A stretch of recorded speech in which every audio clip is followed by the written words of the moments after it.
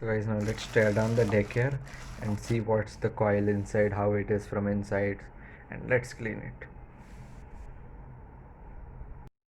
So guys, finally tore down the motor. So let's see what is inside.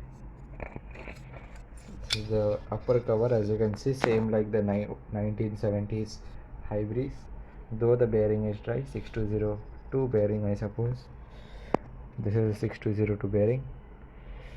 And here, hell, what is this? Is this a stator? One second. Let me place this here. So this is the big spring. This is a 6201 bearing, if I'm not wrong.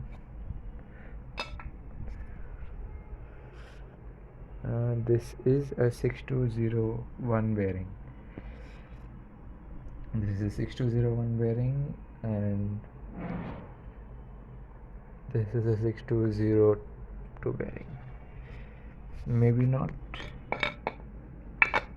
Yeah, this is a 6201. So this is a 6201, 6202.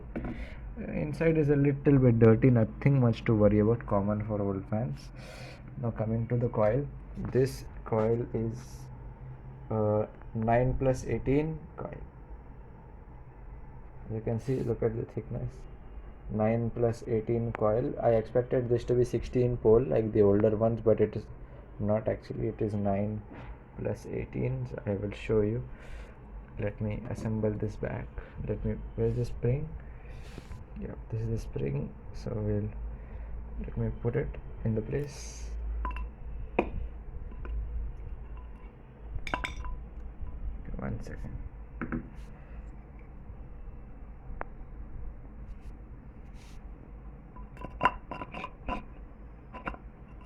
As you can see, this is 1 2 3 4 5 6 7 8 9 9 and 1 2 3 4 5 6 7 8 18. 9 plus 18 coils. So normally decades have 16 plus 16, but this being a older one, this is 9 plus 18, which is really strange. Nothing bad though, it works very well.